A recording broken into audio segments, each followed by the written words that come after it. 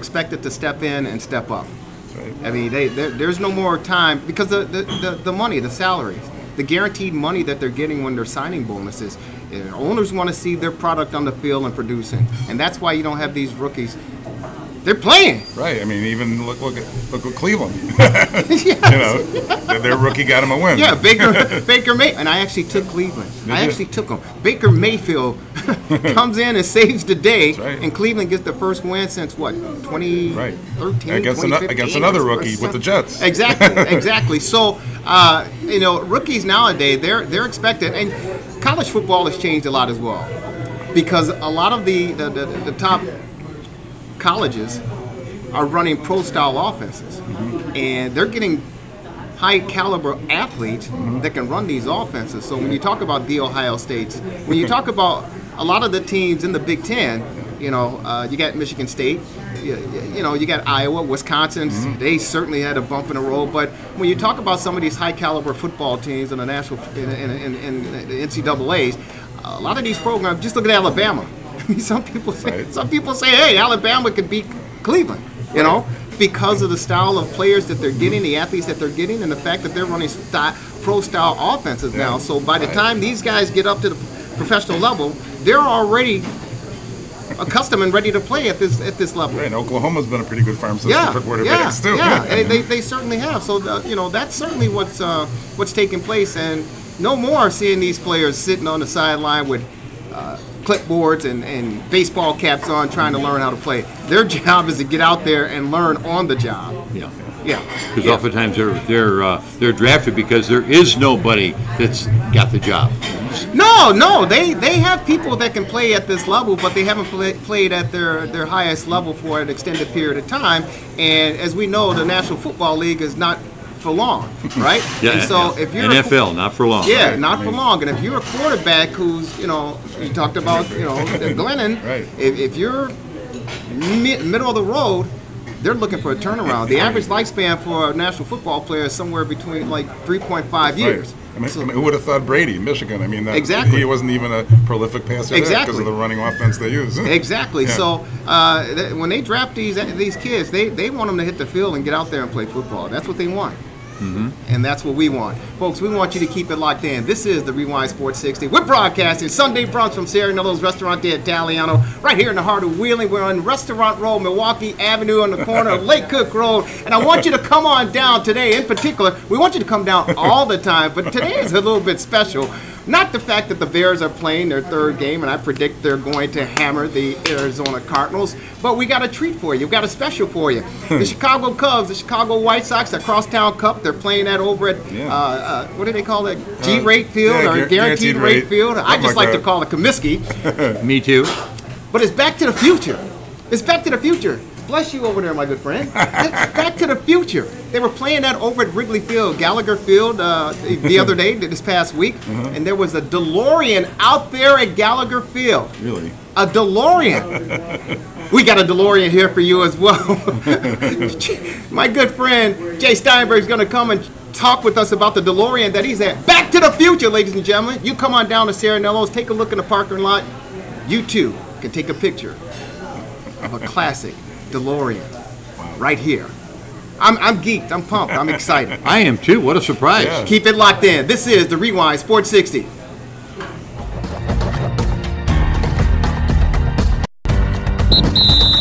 It's the end of the quarter. Time for a break in the action. The hottest sports panel in Chicago will get back to the fast-paced action, streaming live on Facebook Live. We're back at it after this quick timeout, so don't you touch that iPhone, Android, iPad, Mac, or PC. Lock it in.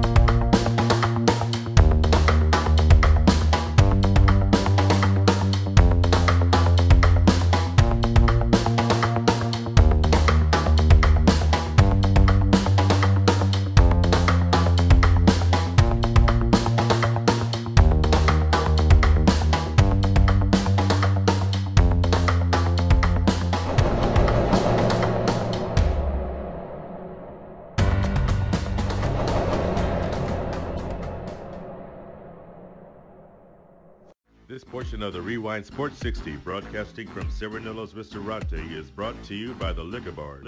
They are friends of the program. From beers to spirits and champagne, the Liquor Barn is your libation destination for parties, banquets, weddings, and more. And don't forget to mark your calendars for the annual Wine Fest this fall. The Liquor Barn is located on the corner of Dundee and Milwaukee Avenue in Wheeling, 287 East Dundee Road, and their Niles location is 8170 West Golf Road. Feel free to drop by and say hello, and always remember to drink responsibly.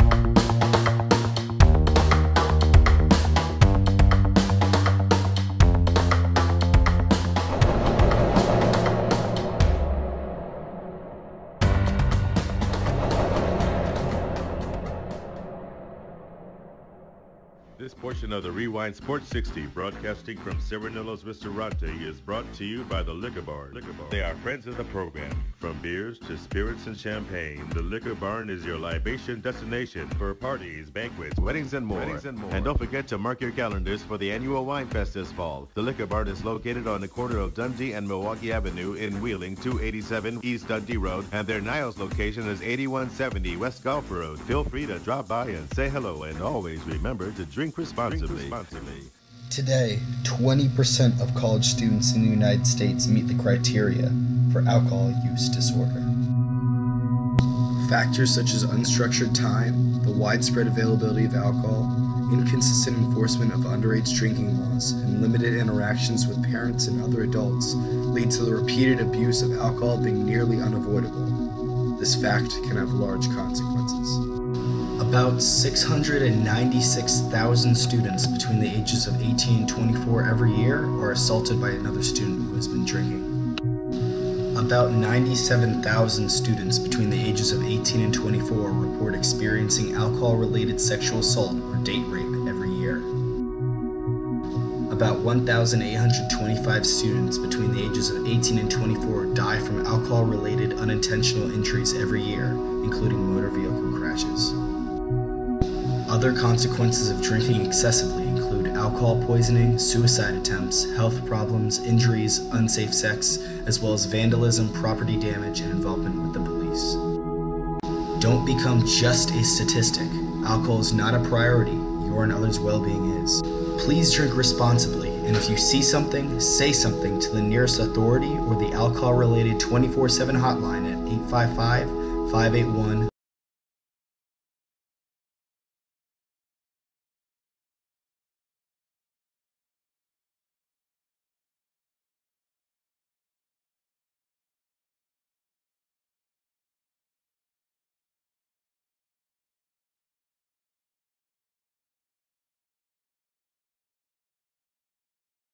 If it's Chicago sports you want, you're in the right place. Hello, Chicago! The Rewind Sports 60. That's the best in the city of Chicago. Welcome back to the Rewind Sports 60. Jerry Riles along with Dan, Marvelous Marver, and of course the man on the street, Marty B. We're broadcasting from the world's famous Serenello's Ristorante Italiano right here in the heart of Wheeling. I tell you, I keep telling you, come on down for the Sunday brunch, 11 a.m. to 1 p.m., 11 a.m. to 1 p.m. Their brunch is from 10 a.m. to 2 p.m., 10 a.m. to 2 p.m. Located right on the corner, we're on Milwaukee Avenue, that's Restaurant Road, Milwaukee Avenue and Lake Cook Road. It's the best in the business, and Derek McIntyre, our chef over there at the Omelet and Meat Carving Station, is getting it done over there. Boy, I'm telling you, we are chomping at the bit, and our chops a little bit salivating over here like a junkyard dog or something, fellas. Right. Absolutely. Love to get some of the omelets and some beef, so keep it locked in. It's the fastest 2 hours of sports conversation. And I tell you, talk about fast, talk about Chicago, talk about sports, talk about defense. We're going to Arizona. We're going to the desert. We're pleased to be joined by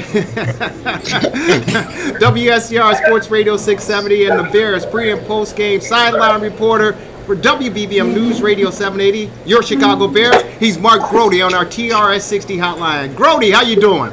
Doing well, gentlemen. Have just arrived at this beautiful, now called State Farm Stadium in Glendale, Arizona. It's a gorgeous facility, and most importantly, you go from actual temperatures of 100 degrees outside to feeling like about 65 degrees inside, where it's nice and cool and air conditioned. So perfect playing conditions for the Bears, and I mean that literally, because we are inside and they can make the playing conditions perfect. Wow. That's you know what? That's almost. I took in a Cub game, and we're going to talk some Cub Sox later on in the show, Brody. But I went to a Cub game up in Milwaukee. You know, they had the retractable roof there. And it was pouring. Remember about a couple weeks ago, it was like raining like cats and dogs. It was unbelievable. Labor Day. Yeah, Labor Day. There, yeah. Marvelous Marver was there, and man, you had to take a canoe just to get to the Miller Park. And once you got inside, it was like 72 degrees. It was beautiful inside. So we certainly relate to what you're experiencing in Arizona, my good friend. So as far as your experience with this football team, the first 2 weeks, can you sum up what you've been able to witness firsthand on the sideline and being at Green Bay, of course, Lambeau, and of course Soldier Field last week? Yeah, I think that it starts with the defense for the Bears. I mean, 10 sacks in 2 weeks, so that's the best way to, if you wanted to sum up the Chicago Bears in one sentence, that would be it. A dominant defense, obviously, hugely disappointing loss to Green Bay in that week one, and then what almost felt like, based on what happened in Green Bay, sure felt like a must-win last week against Seattle. I think that we're seeing an offense developing before our eyes, obviously not at a 10 yet, but it's as everybody will admit, and the Bears players themselves use this phrase, a work in progress on offense, where we're going to see something different, maybe a little bit more each and every week. So that's kind of the summation of the first 2 weeks, developing offense and potentially dominant defense. You know what, Mark Grody, very, very good assessment.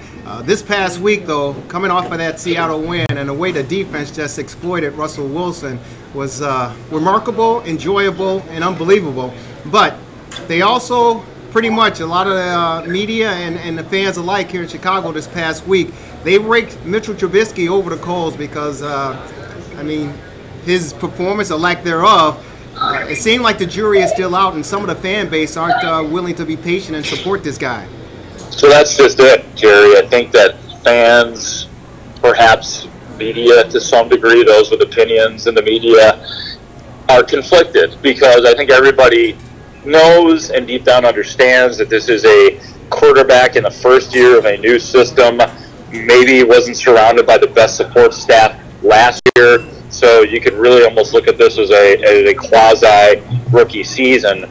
But really, once the real games start, and they have, people still want instant gratification and instant success. And because, Jerry, of the fact that they went out and got Khalil Mack and has made the defense that much better, I think fans look at it as, okay, now if Trubisky is just good, the Bears are going to have a chance at winning the division and going to the playoffs and all that kind of stuff. But, Matt Nagy has said all along that it's going to be a work in progress, and I keep using that phrase, but that's what it is for the Bears. And, I think that another reason the fans have such high expectations is one of the things that has been uttered so much since the beginning of the Bears OTAs and the mini camps in Bourbonnais is, hey, wait till you see this offense. It's going to be explosive. It's like nothing you've ever seen before. So I think that gets into the fans' heads, and if they don't get that instant gratification and the lights, camera, action sort of offense, they start to get a little bit, I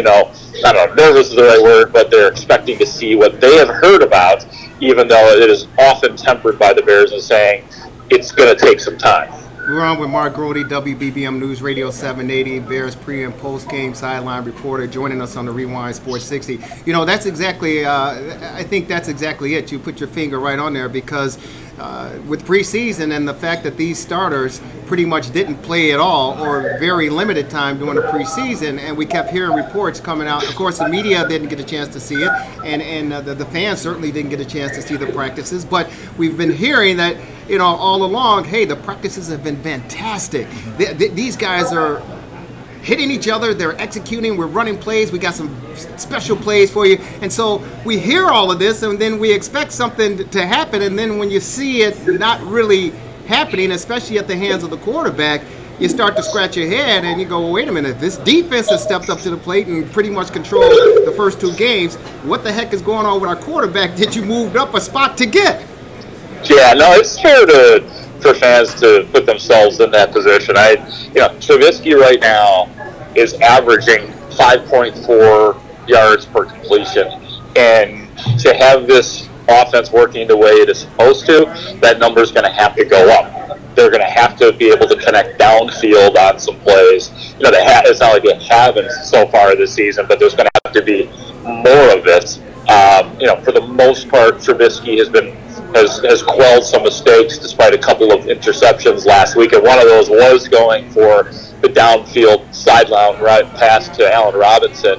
But there's no doubt. I mean, there is an expectation that exists with this offense, and I get it. I mean, I think that I put myself in this group too. I think that the media, we, throughout Bourbonnais, there was some hyperbole in terms of like, oh, wait till you see this, wait till you see this unveil. Right. And it's just moving. It's moving at the pace that the Bears probably expected it to. But I get why fans want to see more. And Jerry, they did move up to acquire Mitchell Trubisky as the number 2 overall pick in the draft. So the fans are right to expect.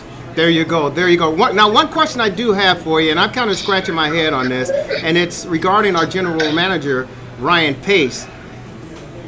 He moves up one spot, and some people say he got hoodwinked, but he moves up one spot to get Trubisky, who's very, very green or limited as far as collegiate play is concerned. But he's able to cut this deal regardless of how he was able to swing it or make it work.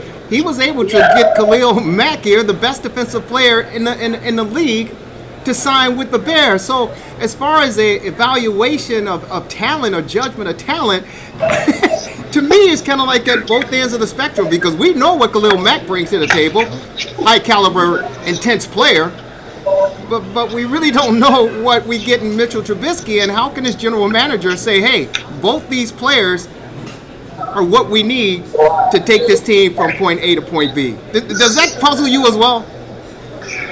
I think that at this point, I'm willing to give Ryan Pace the benefit of the doubt in that I don't know if we know what Mitchell Trubisky's ceiling is yet. Like, I don't know, Jerry, maybe you disagree, but I think it's still possible that Mitchell Trubisky turns out to be a very good quarterback in the NFL. In other words, I have not given up on his development as of yet. Now, if next year, if we're through 8 games next year, and he's not looking like an NFL quarterback, then you could question Ryan Pace and say, hey, what were you thinking? What did you see in his 1 year at North Carolina that made you think that this was going to be real at the NFL level? But I'm just not ready to, I'm not capable of evaluating a quarterback at this early on and say that the guy's a bust and he's not a second-round pick. And for me, check back later on that one. Well, we can safely say that Mark Grody isn't a Monday morning quarterback, right?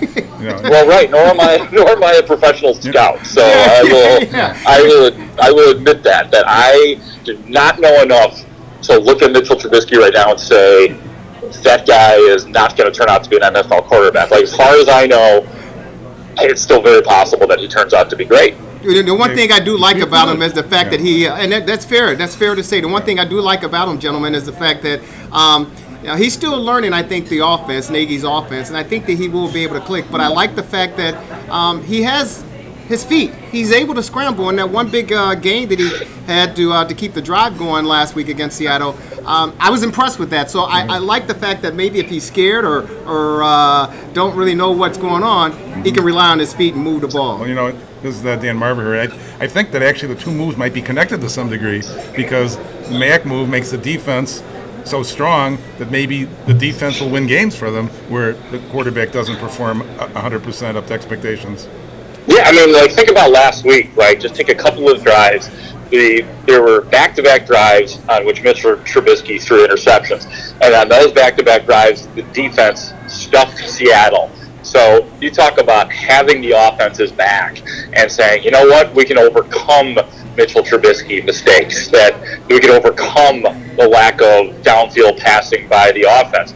Absolutely. Now, after a while, that gets tiresome for a defense too. They're going to be out on the field too much, and we've seen it in the past with past Bears teams where there was so much defense and not enough offense, and it kind of creates this sort of, I don't know if the divide is right between the team, but sort of like, hey, we're doing our job, that you got to do your job. But there's no doubt that a dominant defense does wonders for an offense in terms of the expectations, the pressure, and just the amount of time that they have the ball. You got that right. Just ask the 85 Bears for sure. Walter Payton, Jim McMahon, Dennis McKinnon, those guys were fantastic on the offensive side of the ball, but it was that defense that really made that team what it was. Grody, you're the best, man. We appreciate it. You got a prediction, or are you in the predictions as far as Game 3?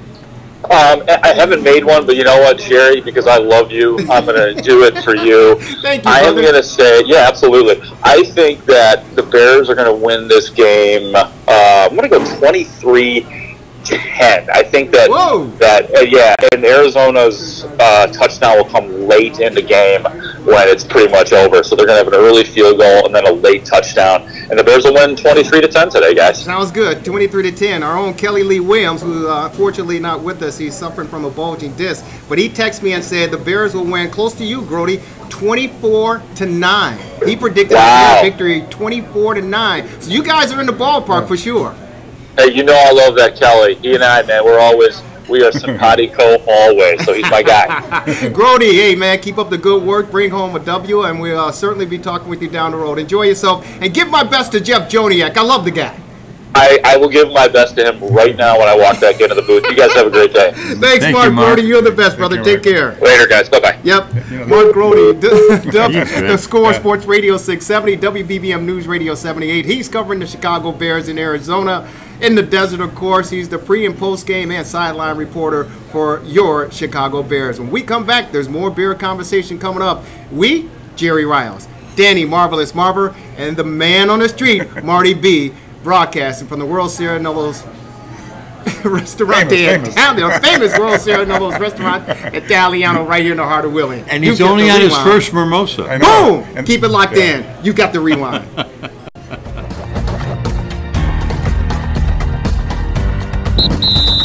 It's the end of the quarter. Time for a break in the action.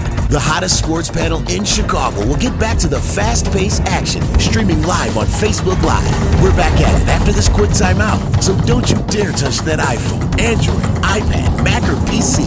Lock it in.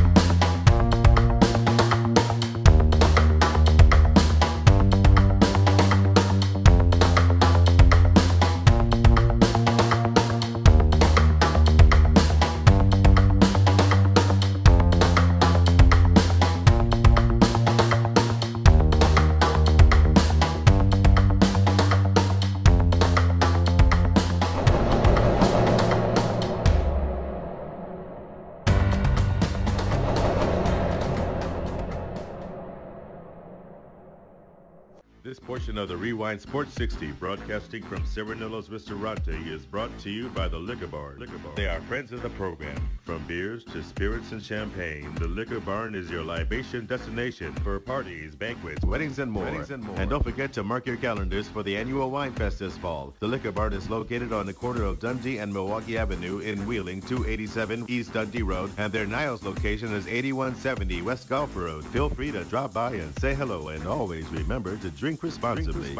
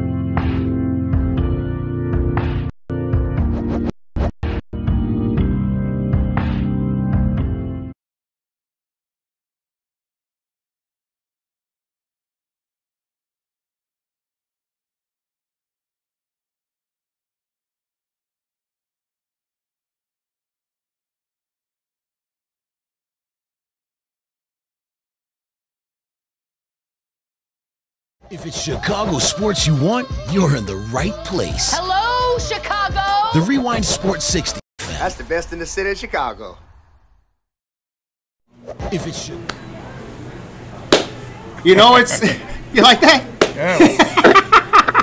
Clap on, clap off. You know, when you see us on Sundays, and even during the week, it's that time of the year. Marty B started it off by saying, hey, in our opening segment that it's pretty much the first or second day of fall now, right? Yes, Last evening at 8:45, fall began. Yeah. First full day. And the weather is certainly cooperating. This past week we had a day of 90-degree temperature. Then the next day, fellas, it dropped down to like 65 degrees. I had to pick up the phone and call my good friend Tom Skilling over at WGN Channel 9 and say, Tom, what the heck is going on? He said, Jerry, guess what's going on? You'll see no more 90-degree temperatures during the rest of the year. I go, I don't want to hear that.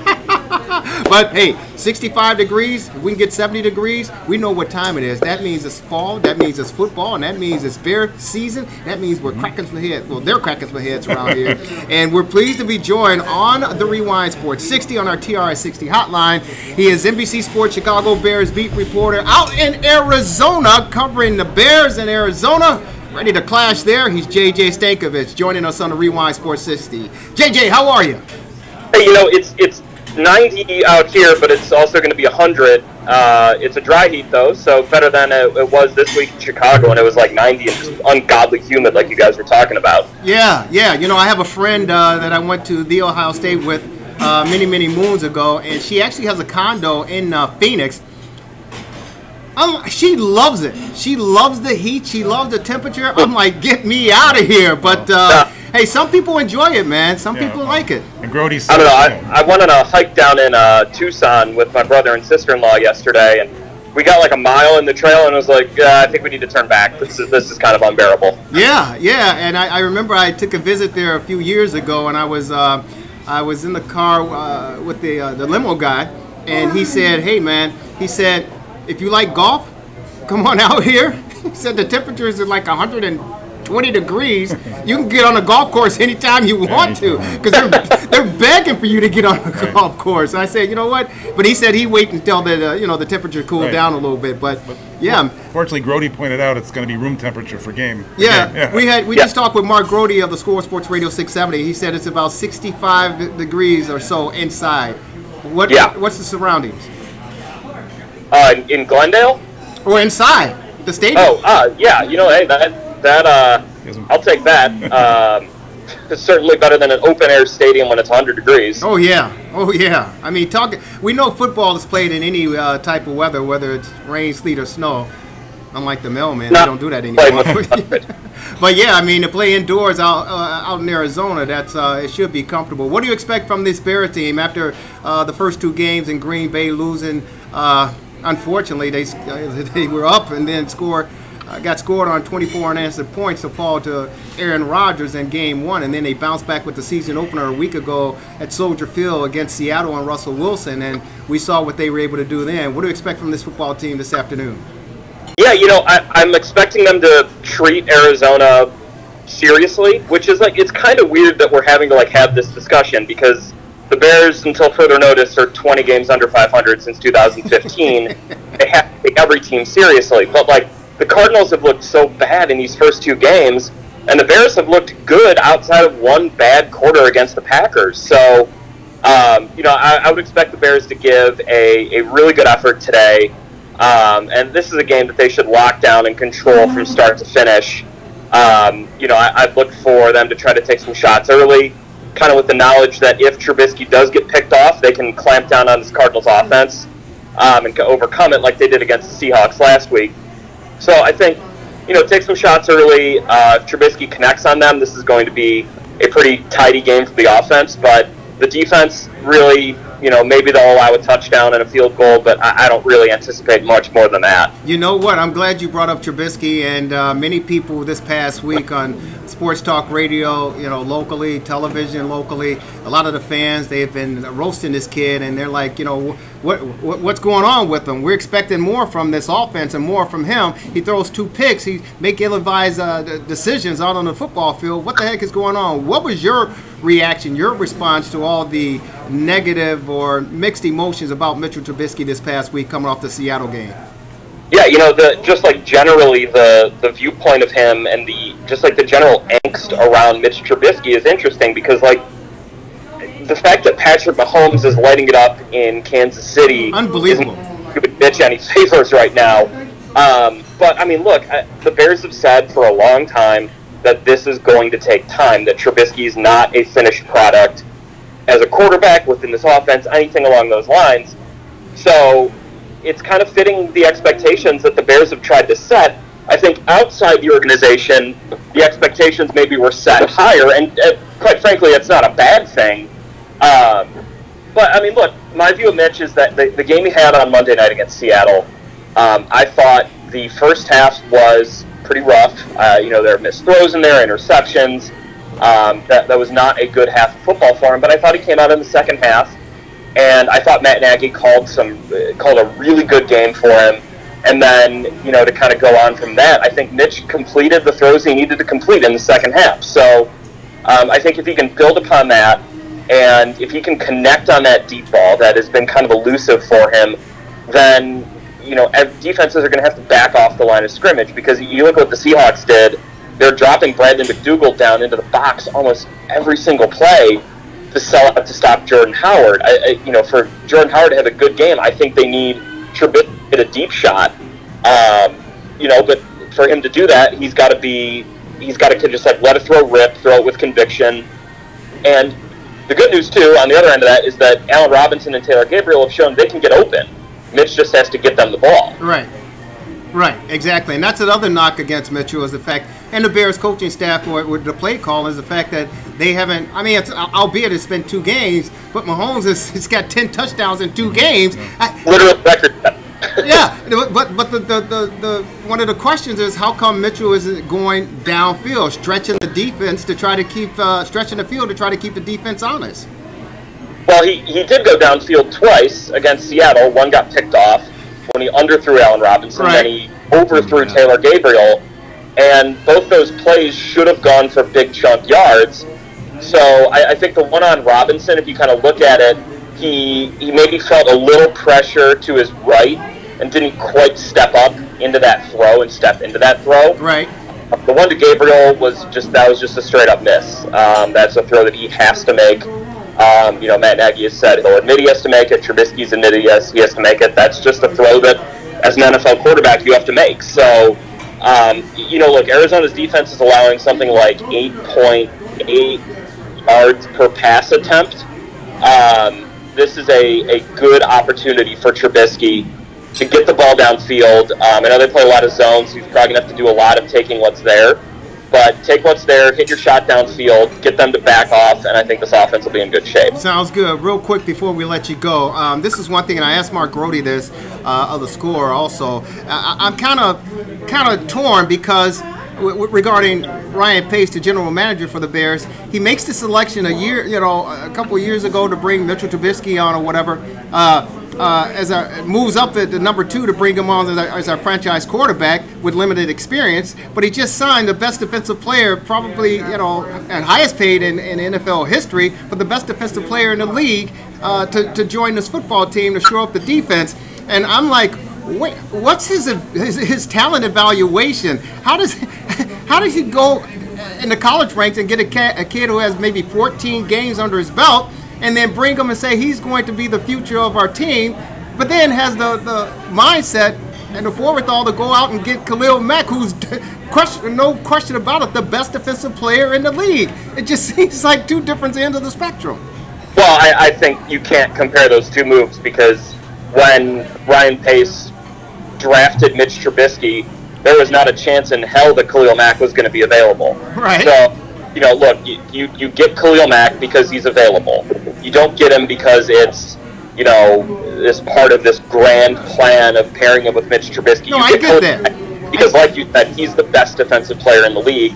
And if you have an opportunity to get him, you go get him, because a coach in Oakland is, I don't know what he's doing. Right. So, look, I think you can question Ryan Pace on the Trubisky move because, if you're looking at it, if he's wrong on Trubisky, it won't matter if he traded for Khalil Mack, because this whole thing is about Trubisky.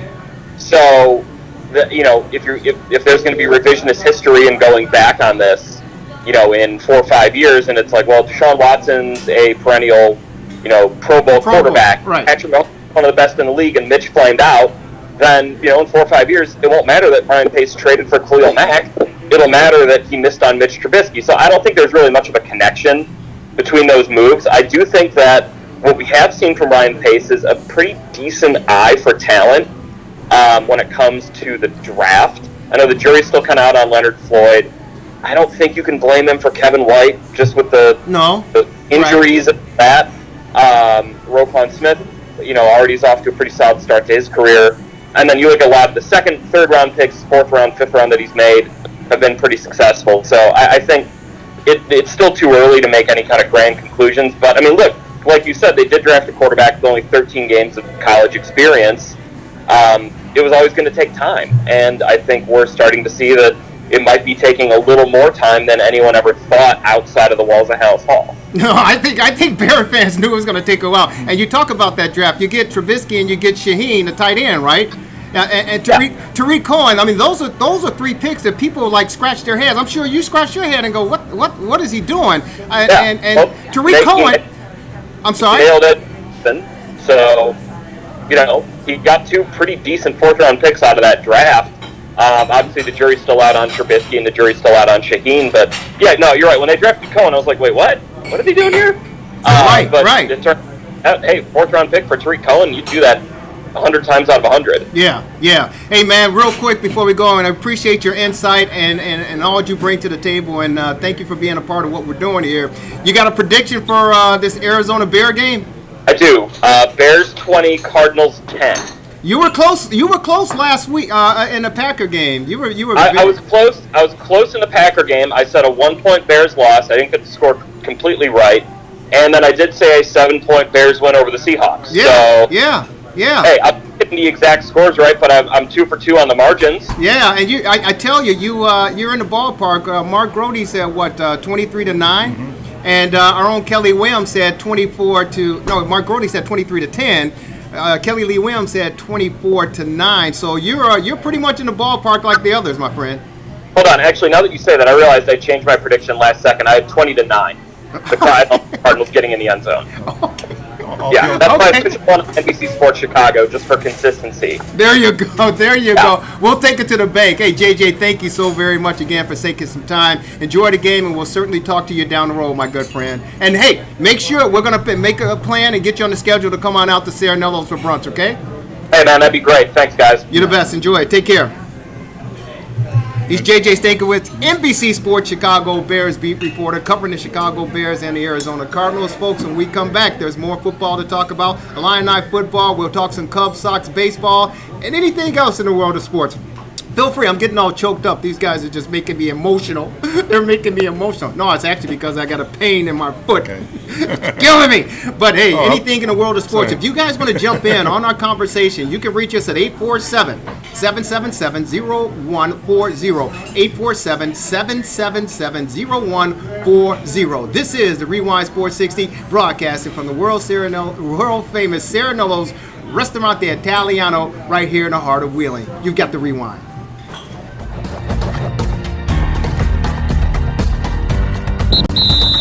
It's the end of the quarter. Time for a break in the action. The hottest sports panel in Chicago will get back to the fast-paced action, streaming live on Facebook Live. We're back at it after this quick timeout, so don't you dare touch that iPhone, Android, iPad, Mac, or PC. Lock it in.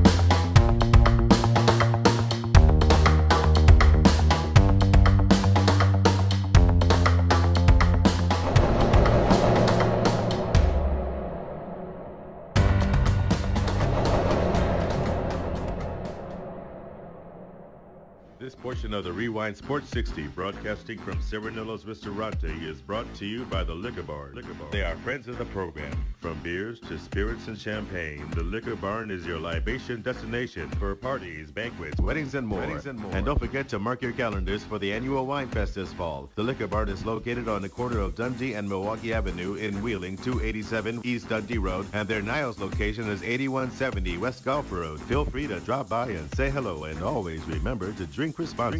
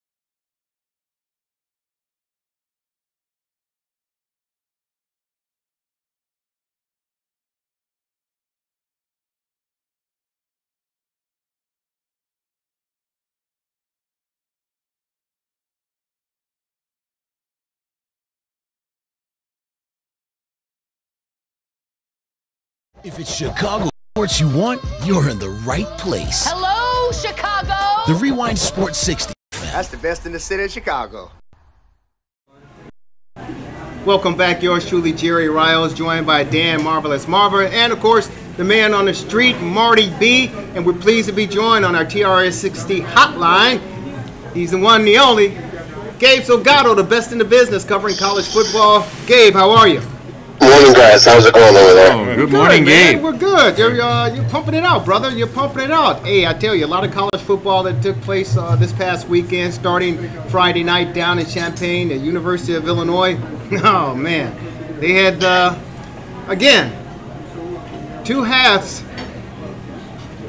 One half, they played outstanding football. The next half, I guess they showed who they really are, but a lot of football that took place this past weekend. But we get started with the Fighting Illini and Lovie Smith and the unfortunate loss to the Nittany Lions of Penn State. They looked very, very good, the Illini did in the first half, with Rivers behind center calling shots and moving the ball up the field. The running back, Epstein, those guys, Corbin, they were doing exceptional. They were actually outperforming the Penn State Nittany Lions in the first half, and they had their number, but as the game will have, in 60 minutes of contact, the second half of football changed things, man. I have good news. You take a look at this Illini team, and they started off with the come-from-behind win over Penn State, and then they overcame injuries to defeat Western Illinois. But in the last two games against Penn State and South Florida, they did just enough on offense during the first three quarters, and the defense held its own. But then the fourth quarter comes, and it's like they run out of gas. That's pretty much what's happened to the Illini these last couple of weeks. And the thing about Penn State, they couldn't stop their ground game.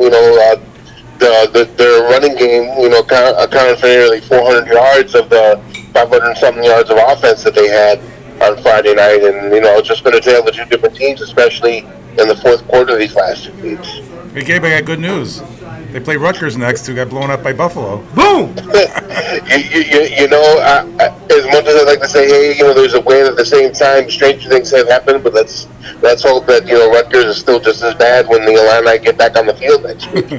Or 2 weeks from now, I should say. Yeah. Gabe Salgado joining us on our TRS60 hotline, our TRS60 contributor. We miss you here at Serenello's, but you're sounding fabulous on our TRS60 hotline.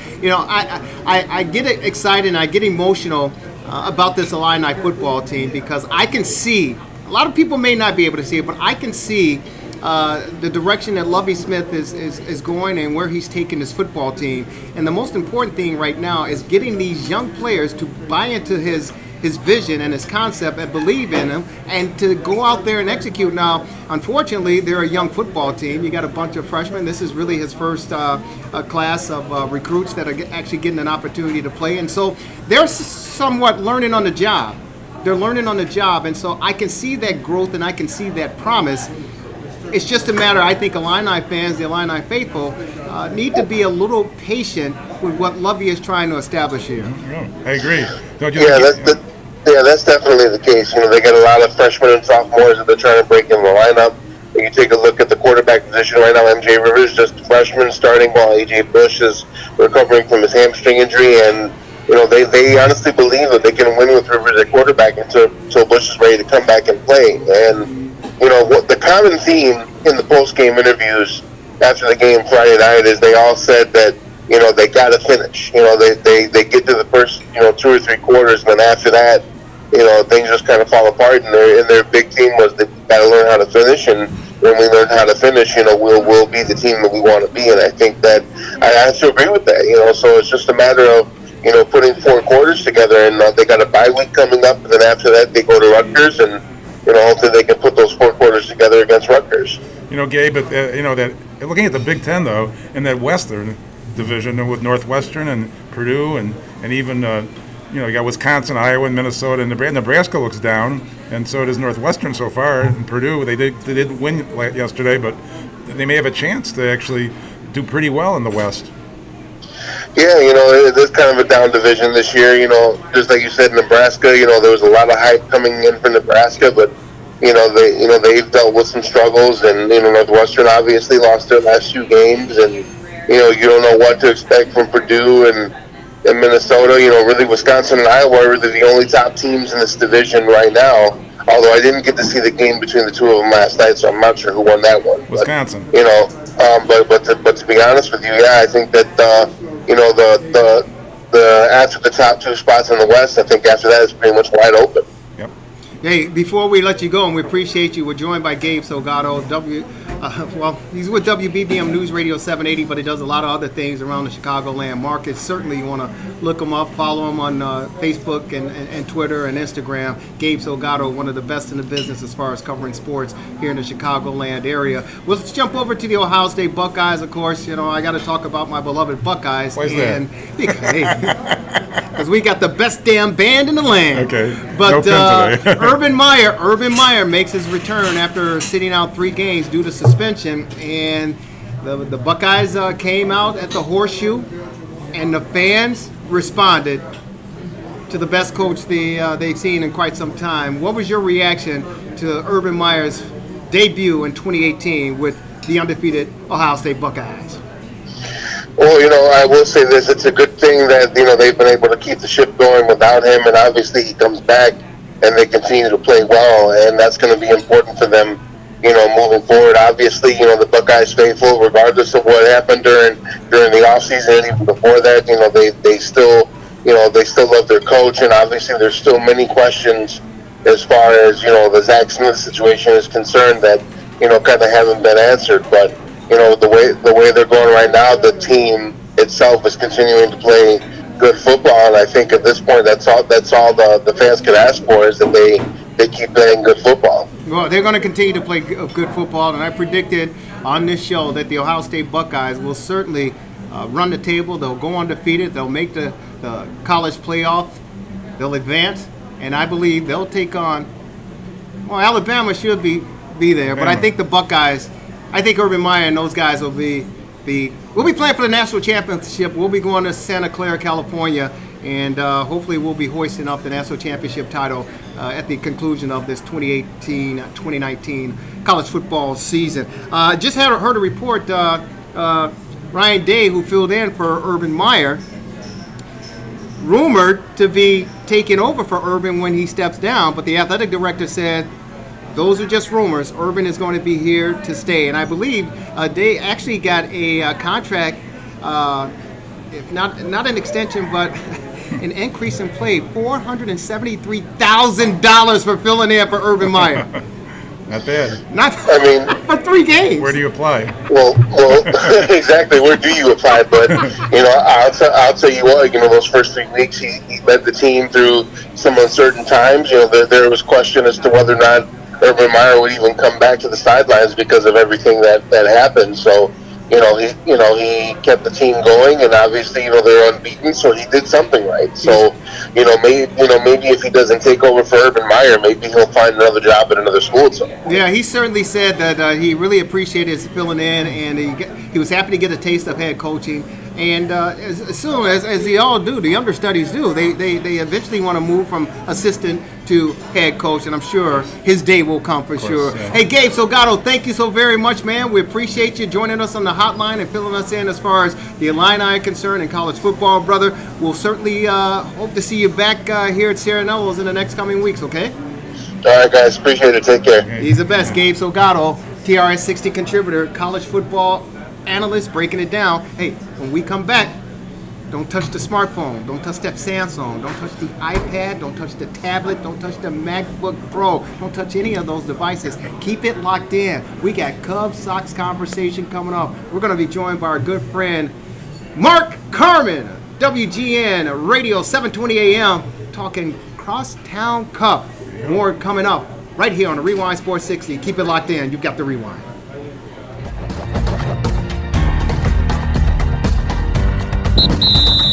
It's the end of the quarter. Time for a break in the action. The hottest sports panel in Chicago will get back to the fast-paced action, streaming live on Facebook Live. We're back at it after this quick timeout, so don't you dare touch that iPhone, Android, iPad, Mac, or PC. Lock it in.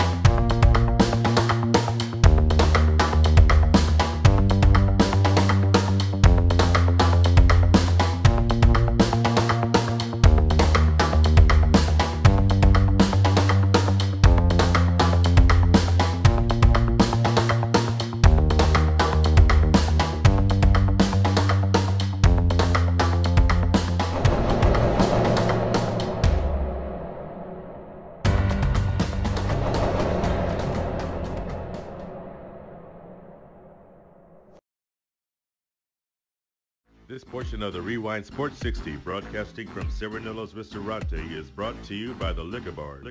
They are friends of the program.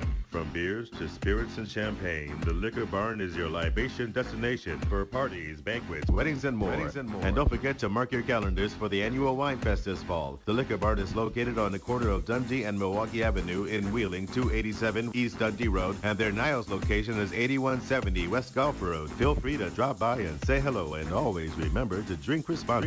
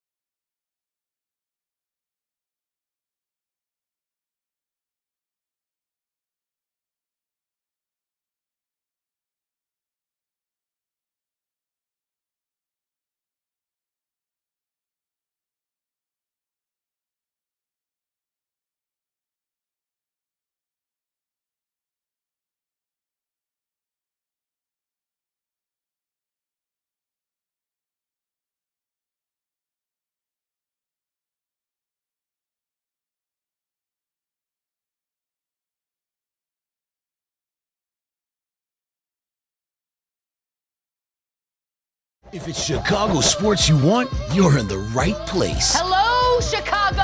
The Rewind Sports 60. That's the best in the city of Chicago. Welcome back, ladies and gentlemen. This is the Rewind Sports 60. Yours truly, Jerry Riles. Marvelous Dan Marver. You feel better now not standing on your foot anymore. Thank you so much. Okay. And, of course, the man on the street, Marty B., broadcasting from Serenello's Ristorante Italiano right here in the heart of Wheeling. Come on down, get yourself something to eat. I tell you, Roman, our camera operator, is doing a yeoman's job getting everything as far as the atmosphere here at Serenello's Ristorante. Derek McIntyre slicing and dicing, rolling and scrolling, getting it done over there at the omelet beef carving station. Yummy, yummy, yummy. So much full of this in my tummy, for sure. Come on down, Serenello's Ristorante Italiano. And we go back out to the TRS-60 hotline. This thing is hot, man. Our TRS-60 hotline is on fire. If you want to join us anytime, give us a call. 847-777-0140. 847-777-0140. And we're pleased to be joined by the man, White Sox favorite. He's the biggest White Sox fan in the city of Chicago. Does the post game for the White Sox. When you check him out on 720 WGN Radio, you're going to hear this guy, Mark Carmen, the biggest White Sox fan in Chicago. Is that right, Mark? You know, Jerry, it's funny that you want to make this about fandom. I'm about being a professional. I have always been the most meticulous, prepared, buttoned down, not having fun, just straight doing my job, head down guy. But you want to talk fandom. I'm about doing a job, Jerry, as are you. And it's great to be with you today. Brother, you do a fantastic job, and it's a pleasure always to get the opportunity to listen to you when I'm driving around the greatest city in the world, that, of course, Chicago. But I do know, one of your all-time favorites as far as NBA players are concerned is Michael Jeffrey Jordan. And I do know that you've taken a page from his notebook because, as you well know, the greatest player to ever lace him up used to wear those. Didn't he wear his North Carolina blue under his uniform on his shorts and everything, right? He absolutely wore his Carolina boxers. That is correct. And good knowledge of Michael's underwear. And I know you have your White Sox boxers on when you're doing the post game. How do we know this, by the way? Because he's the White Sox #1 fan. Okay, I mean the boxers. I mean. I got him from Hawk Harrelson, who's retiring from the TV booth today. So yes, thank you for mentioning that, Jerry. They're statin. Hey, there you go. And speaking of the White Sox #1 fan, Hawk Harrelson, Ken Hawk Harrelson, final game in the booth, calling the Chicago White Sox. Unbelievable, illustrious career, Hall of Fame career for this gentleman, and. I'm personally going to hate to see him leave. I hated to see him reduce his time, but, you know, Father Time is undefeated. Hawk Harrelson has done a fantastic job over the years, and you will be there to help celebrate him and send him off into the sunset. What are your thoughts and your reflection on not just this season, listening to Hawk, talking to Hawk, because I know you and our good friend Harry Teinowitz had an exclusive interview with him earlier this summer regarding his book. What are some of the stories and ideas and things that you can reflect on regarding Hawk Harrelson? Well, it's just an incredible person. And, I mean, I can go back to the Hawk Walk when, 20 years ago, seeing him on the course doing the ridiculous things that he would do after making a putt, which made you love him. And I just, if you're a White Sox fan, you want a diehard White Sox guy in the booth, at least in my mind, calling the action for you. And that's what Hawk was. It's why Ron Santo was so beloved on the north side of town, because he was in the fight with you. And nobody represented the Chicago White Sox, in a broadcast fashion, certainly like Hawk Harrelson did. You felt, to me, like you were, not only were you playing the White Sox when you came into guaranteed right field or Comiskey Park, you had to take on Hawk too. I mean, he was taking on umpires, he was taking on players. John Lackey to Mark Wagner to Joe West, who showed his ugly face last night with his ridiculousness with Tim Anderson. So I just, and you know, now, as you know, Jerry, in media, it's more and more dangerous to be that level of a personality as far as just being out there. But Hawk had earned the right to do it. So it's just it's a big loss not having that guy in there. Been able to listen to him 160 plus games a year. Yeah, I think it is a pretty big loss, but I think they've made a definite transition with Jason Benetti filling in the shoes, so to speak. He and Steve Stone has done it. They sound fantastic together, and Jason has really made a great transition, and he's really energized and brought more a little bit more energy to the booth. Sure. But Hawk is definitely will be missed. Look, it's nothing against Jason Benetti or Len Casper stepped in for Harry Carey or who's ever. You know, it's just these guys are iconic broadcasters, iconic personalities, and I know that everybody likes to talk about Hawk as he doesn't know what he's talking about. It's the old man stuff. TWTW, what does that mean? It's about entertainment for me, Jeremy, and you can inform me as well, but that's why Steve's there, so, or whoever, Darren Jackson, Tom Pachorik, so I'll just miss Hawk. Let's leave it at that. No, you're right. It definitely is about entertainment, and Hawk Harrelson certainly brought that. And with his Hawkisms, you know, he gone. I remember back in the day when he first introduced it, you know, I thought it was pretty clever and I thought it was pretty catchy, but you remember the old Sun-Time columnist Jay Mariotti, they had a little tit-for-tat going back and forth with each other, and Jay kind of gave Hawk a hard time, saying he can't even speak proper English. He gone. Well, you know, we know what happened with Jay Mariotti. He gone. But Hawk Harrelson certainly was an entertainer for sure, and theater of the mind. He was able to paint that picture very well. He had a great playing career too. He was a general manager as well. Yeah. And he had quite a long stay, and you know, it was amazing to me. You know, when he first came, sort of a southern, you know, folksy guy up here in the Midwest, but it really worked out. Yeah. Marty? And I learned to forgive him a long time ago for dismissing Tony La Russa. I wasn't going to mention that. I just mentioned general manager. Or moving Carlton Fisk to left field or whatever it was. Yeah, well, I mean, the Tony La Russa incident, that was kind of interesting. I think he almost had to do that, so to speak. But yeah, I mean, Hawk. Now, let me ask you this, Carm, and we're on with Mark Carman, WGN Radio 720 AM, pre and post for the Chicago White Sox, covering the Cubs.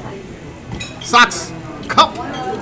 What kind of cup is it that they get? Actually, the Cubs officially won it because even if they lose today, they get to keep it. They won, right. They tied and they won. What kind of cup is it? Is it like a beer stein or what? Yeah, it looked like it. Baez was carrying it around last night. So. Baez, he's unbelievable. Yeah. What have you thought about this this crosstown classic that's taking place over on the south side? I mean, I love it. I wish they played 20 times a year. Wow. The game, you know, this is, I mean, what would you rather watch? The White Sox play the Baltimore Orioles or the White Sox play the Cubs? I'd rather see them play the Cubs, vice versa. And I also think it's cool that, you know, this is the latest that the two teams have played. So even though the Sox are obviously well out of it and have been for a long time, you get an opportunity to play spoiler. And it's a great experience for the Sox players to play a game that where the intensity level is up at this point of the season. So I love it. I hate the years when they only play 4 games. I don't get it. Next year is a 4 game, and they've got an off day on a Friday before the series. Like, come on, let's play at least 6 games here. Right. And sure, it's not as exciting as the first time they played, of course, but I still love when they meet up. I think it's a ton of fun. You know, Mark, they talked about realigning, but they'd have to do something with the DH if they realign and they put the teams together.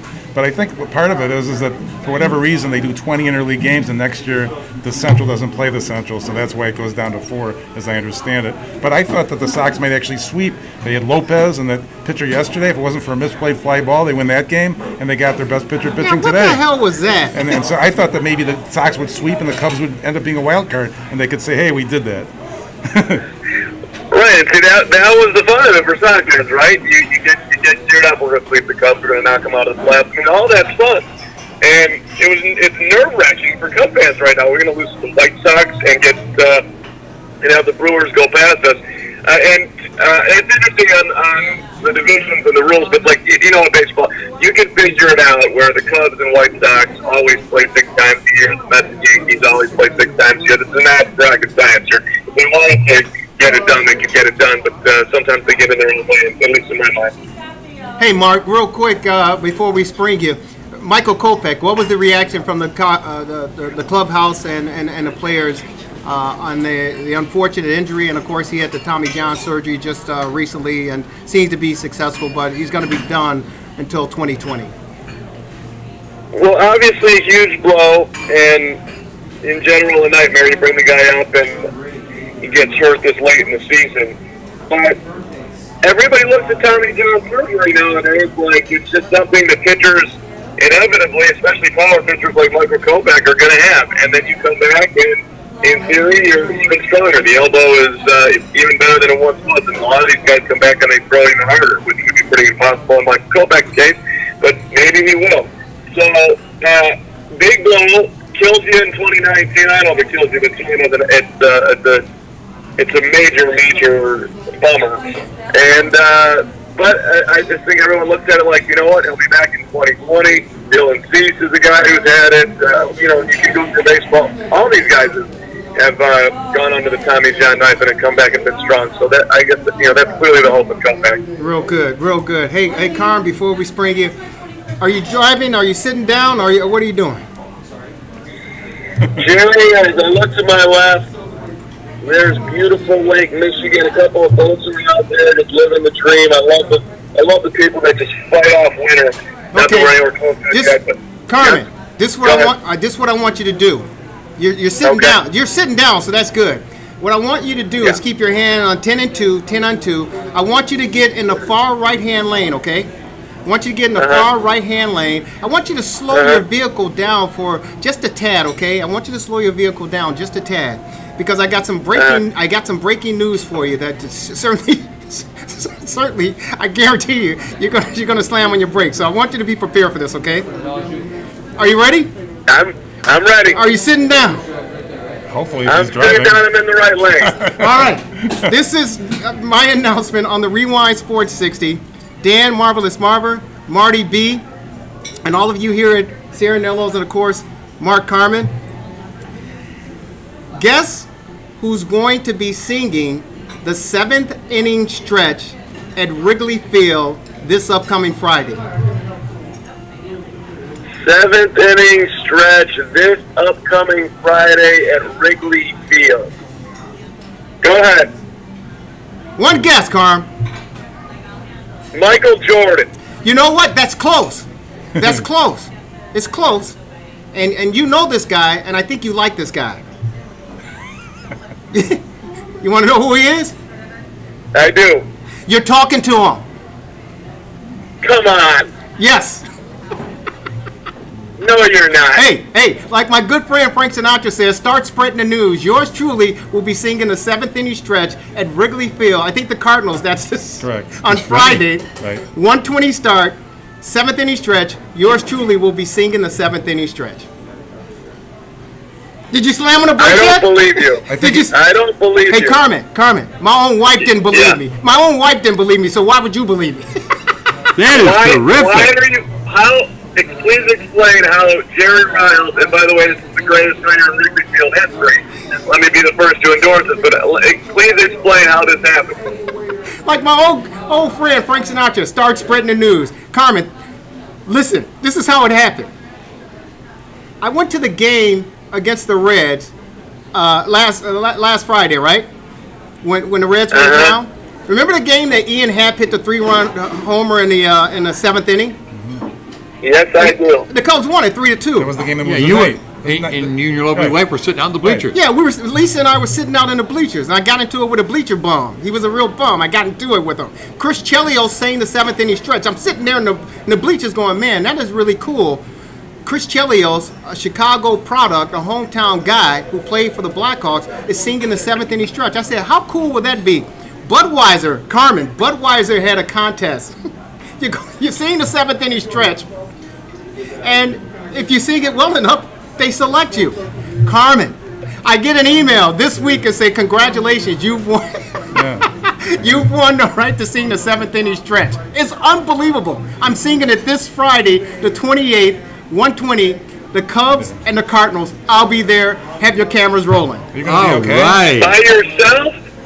I think I'm gonna be in the booth with Coomer and but he's gonna Casper. sing by himself, right? No. You're telling me you're the one fan selected? No, actually, there were a total of 5 of us selected. Okay, so it's you and 4 others who are going to be singing. I'm gonna be in the booth singing. Beautiful. Okay. Now when I can. You can 5 random fans, which includes Jerry Riles. Boom.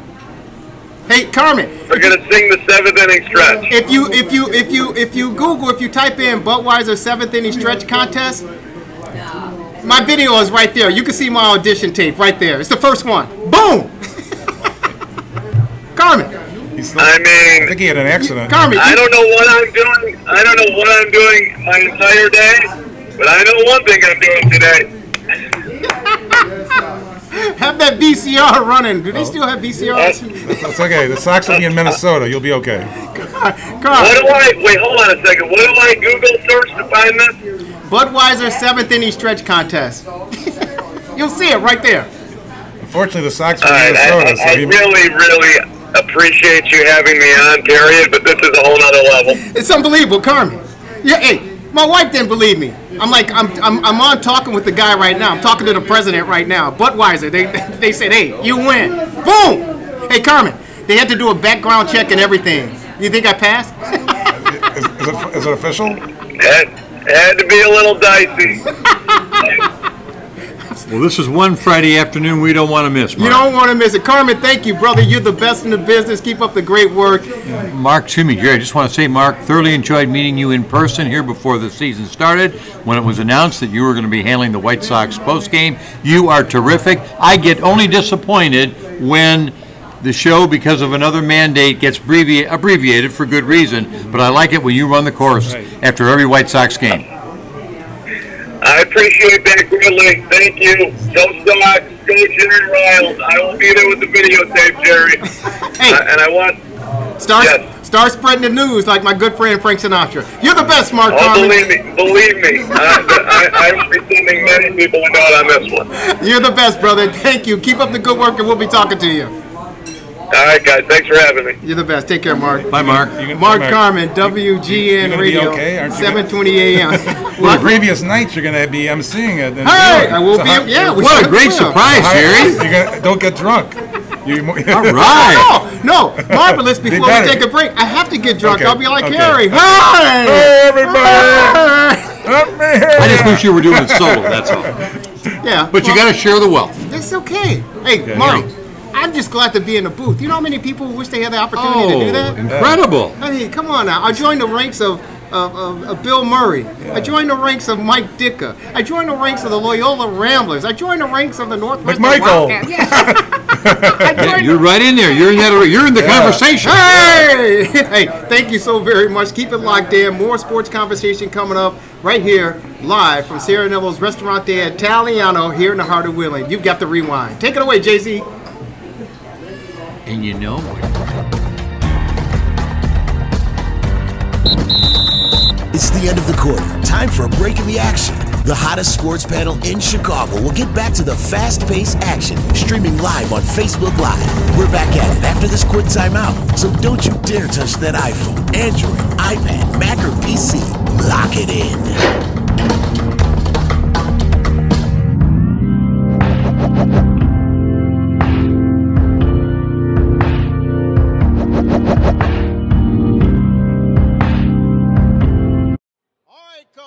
Let me hear ya. A 1, a 2, a 3.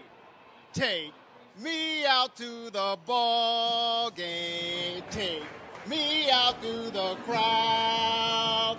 Buy me some peanuts and Cracker Jacks. I don't care if I ever get back, so let's root Root for the Cubbies. If they don't win, it's a shame. For it's 1, 2, 3 strikes, you're out at the old ball game. Hey, let's get some run!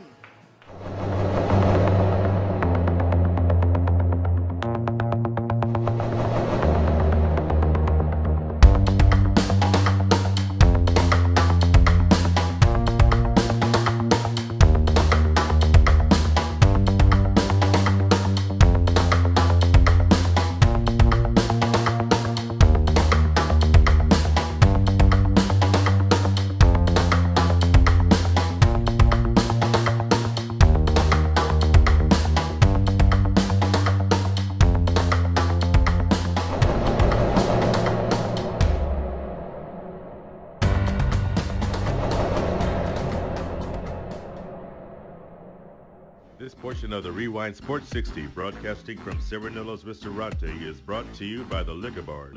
They are friends of the program. From beers to spirits and champagne, the Liquor Barn is your libation destination for parties, banquets, weddings, and more. And don't forget to mark your calendars for the annual Wine Fest this fall. The Liquor Barn is located on the corner of Dundee and Milwaukee Avenue in Wheeling, 287 East Dundee Road, and their Niles location is 8170 West Gulf Road. Feel free to drop by and say hello, and always remember to drink responsibly.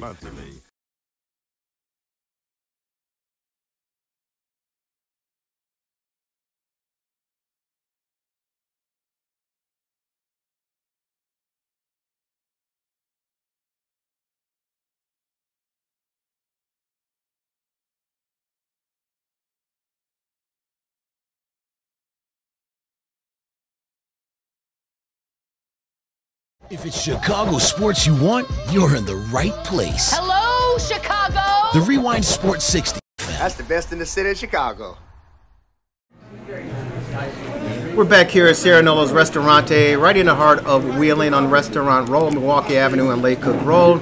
This is the Rewind Sports 60, Jerry Riles, and we're joined by our clinical mental health specialist. She is fabulous, she is dynamic, she is sensational, she is just simply outstanding. She is Donita Lake. Donita, how are you? I am well, Jerry. How look are fantastic. You today? And so do you. Thank you for having me. Thank you for coming on It's out a and enjoying the pleasure. brunch out here.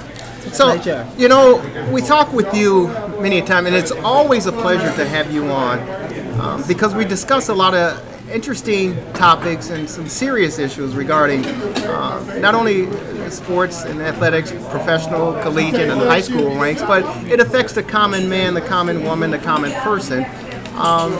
And you always seem to bring a little bit more education, a little bit more knowledge, and a little bit more insight to the topic of discussions. And you always lead with sharing how people, if they have any issues regarding domestic abuse or depression or anything along that gamut, where they can find some help and seek some help and find someone just to listen to them, because we know in life it's a roller coaster for all of us. It can be. You know, Definitely. we all need someone to lean on, Yes. right? The old That's song right. goes, "Lean on me." We all need right. someone to lean on at times, and you always seem to provide that opportunity and that direction for people to find someone to lean on. And you know, we want to discuss the issue that's affected my baseball team over the past year or so, and Addison Russell, the fabulous shortstop for the Chicago Cubs, this week was placed on a leave of absence by the Cub brass for a story that resurfaced regarding his ex-wife, alleging domestic abuse and assault, verbal and physical abuse. And you know, it's, for me, it's left a couple question marks, because she's touched on the verbal abuse that Addison Russell displayed and treated her, but she never really, and maybe I missed some of the reports, but she's never really given any real clear-cut examples or descriptions of the physical abuse. Okay. Out saying that, other than him, she's saying that, oh, he put his hands on me, and I thought that my husband would never do that to me. Yes, she was. But she doesn't have, unlike the Zach Smith with the Ohio State University, and his wife Courtney, where she said that he physically touched her, and she described what took place. And of course, Jabir Bird, Boston Celtics player, who was accused just recently as well of beating his girlfriend, wife, and dragging her. And the only thing that saved her was the fact that he suffered a seizure after choking her 12 times. That does not seem to be the case regarding Addison Russell and his ex-wife. What was your thoughts on hearing the story, reading the story, and analyzing it? I think, Jerry, what we really have to look at, because there wasn't a huge account of physical violence involved in her account and reports of what happened between them. She spoke of the emotional toll this took on their relationship. So I think we have to look at the relationship between the narcissist and the empath. And there are many different stages that relationship can go through. First, there is this lure of attraction where, as she points out in her blog, she thought she had met Prince Charming, the man of her dreams, and that they had developed a strong bond with each other. Her family liked him. He came into her life and made her feel like, he was her saving grace, and that nothing could pull them apart. So she was basically, snared by that lure of attraction. So that's pretty much where it starts. And then the illusion around the relationship between the empath and the narcissist. He can do no wrong. She feels like she can fulfill all of his needs. And keep in mind, the narcissist is a person who is wounded, who has these feelings of being unloved at some point, some attachment styles that they may have had growing up with their caregiver or their parents. And so she feels the need as the empath, like, I can save him, I can fix him, I can be his all in all. I can provide him with whatever he needs. I am that girl. And as the relationship continues on, she realizes that at some point he becomes abusive, verbally abusive. It takes an emotional toll on her because he's beating her down, he's breaking her down. Nothing she does is good enough. She's being blamed for everything that goes wrong in the relationship, and she begins to doubt herself at that point. What can I do more of? Where can I make him feel more pleasing with me? So her desire then becomes to please the narcissist in him. And it's a never-ending struggle. It's a battle, a losing battle at that. And then it does become verbally and physically abusive. And while she didn't give account of that in her blog, we can see the telltale signs just in what she spoke of being emotionally ripped apart. Okay. Yeah. Now, let me, Donita, we're on with Donita Lake, our TR60 clinical mental health specialist, talking about the Addison Russell situation. He was just placed on a leave of absence with the Chicago Cubs as they look to wind down the regular season and prepare for a playoff push. Yes. His ex-wife came up with more allegations this past week. Major League Baseball is looking into it and investigating. The Cubs have asked him to step away until the investigation has concluded. Yes. Based on what you share with us, and based on some of the stories that we've seen since this past spring, some people would say, Donita, that maybe because Addison Russell appeared to be a Prince Charming, and I remember when he was acquired by the Chicago Cubs, everyone fell in love with him. Yes. Because he was like the boy next door. He had that child boyish look on his face. He played exceptionally well defensively and offensively. Yes. He was kind and polite doing interviews, and he appeared to be what the Cubs were looking for. He appeared to fit that image of being a Chicago Cubs and being a professional. Some people would say maybe the lure of attraction from his wife was that he is this golden guy. Sure. He is this guy that is adored by the Cub fans adored by the organization. And I want to sink my teeth into him. Right. I want to snag him up. That's right. Before any other woman come into the picture. She probably made that illusion that much more bigger. Okay? For him to appear this Prince Charming, the boy next door, when in actuality he was the villain. You know, he was the one that brought her to her knees in terms of making her feel emotionally ripped apart. But in let's their be careful relationship. with the choice of words that we use. You say he is the villain. Maybe in this situation he is the villain according to her storytelling. But we don't know the dynamics of everything because we haven't heard his story, have we? We've heard his story, and like many narcissists, not to say that he is, let's clarify, but in many cases it's textbook. They will deny to the bitter end. In other words, they don't recognize that there's an issue or a concern. They don't see themselves as being the villain. They see themselves as their egos being fed by this person that has a desire to feed their needs. But that's professional athletes. And not just professionals. That it starts on the high school ranks. It does. It elevates to the collegiate ranks. It's a human characteristic. And then it becomes out of control Yes. in the professional ranks. Yes. Because these athletes are fed all of this. Their egos are fed. Exactly. Absolutely. They're embellished because of their athletic abilities. And most, like you say, most of the time they're very charming people. And they come off that way, but behind the scenes, off the field, outside of the court, this is what we find many spouses are dealing with in terms of these type of abusive behaviors. So it goes across the board. It's not only it's rare in baseball, it's more prevalent in football. Sure. But we see across the board that these behaviors are very prevalent, and it does start very young. As a matter of fact. Okay, so from your clinical perspective, Donita Lake, clinical mental health specialist joining us, part of the TRS 60 family. A lot of people looking at this story thought that it died down. She was only sharing a blog. She was only sharing her story. But why now?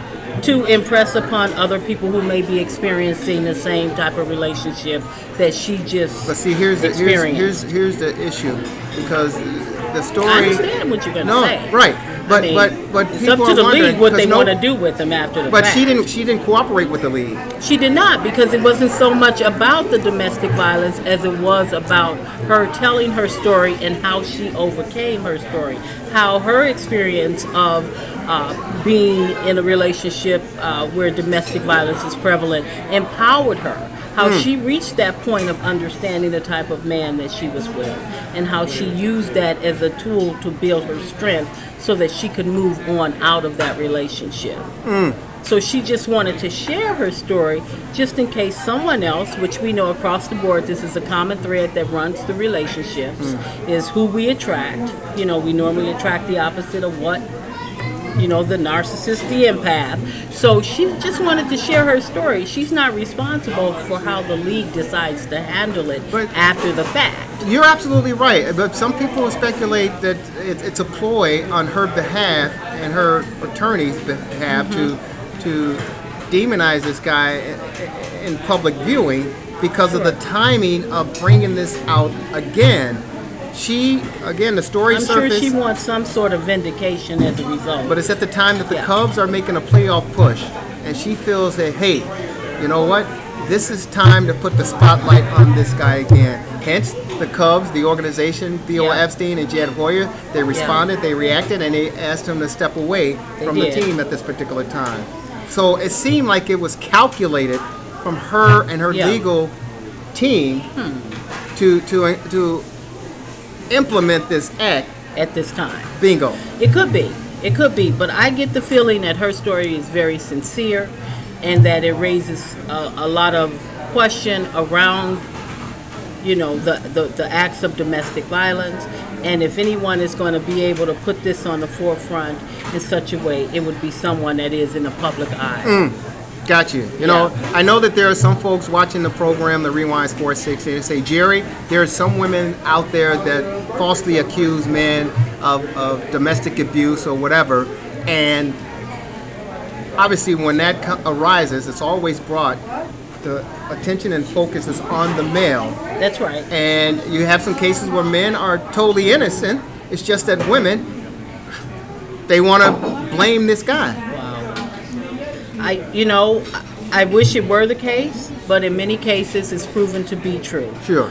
Where there are acts of domestic violence, and unfortunately the predator in this case is mainly men against women. Yeah. And when we look at the narcissist and the empath relationship, we clearly see statistics show that 9 out of 10 times the man is the predator and the woman is the victim. Well, Donita, that's why we bring you on, and that's why it's always a pleasure to have you on the Rewind Sports 60 to enlighten us, to educate us, and to bring more knowledge to this table. If people want to get a hold of you, if they want to find some help, what do they need to do?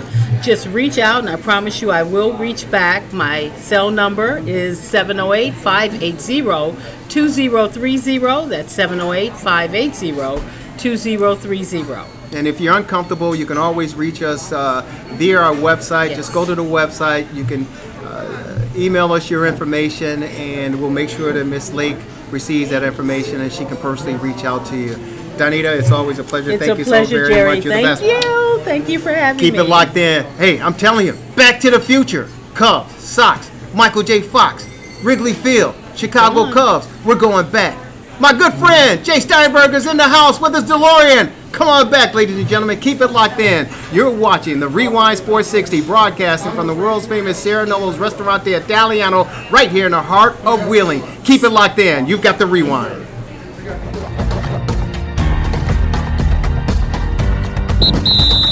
It's the end of the quarter. Time for a break in the action. The hottest sports panel in Chicago will get back to the fast-paced action, streaming live on Facebook Live. We're back at it after this quick timeout, so don't you dare touch that iPhone, Android, iPad, Mac, or PC. Lock it in.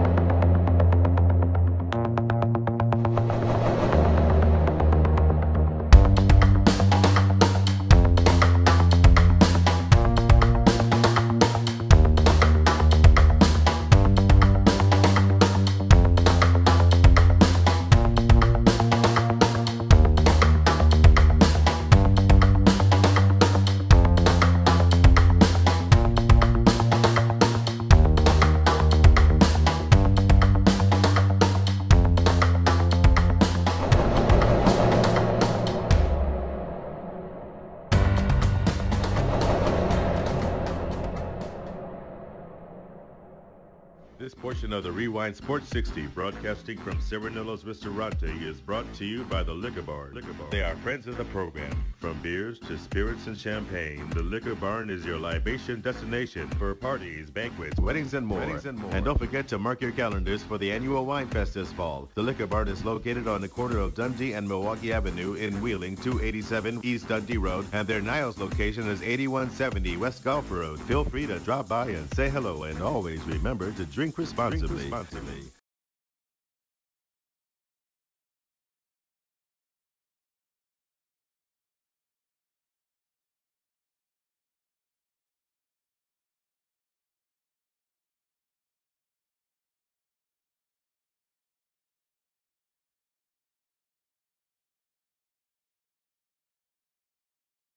If it's Chicago sports you want, you're in the right place. Hello, Chicago! The Rewind Sports 60. That's the best in the city of Chicago. Man, I tell you, the hits just keep coming. The food just keep coming. Derek McIntyre is getting it done with the food over there. He's got a slab of beef and everything. I don't know if, Roman, you can get a picture of the crew back. Everybody's in line. Look at them. These people. Serenello's Ristorante Italiano for Sunday brunch every Sunday from 10 a.m. to 2 p.m. is the best in the business, ladies and gentlemen. You can't beat it with a stick. Come on down here, get yourself something to eat. The omelets are fantastic. These guys are working their tails off, making sure they take care of the people in the house. Look how busy this place is. Let me tell you something.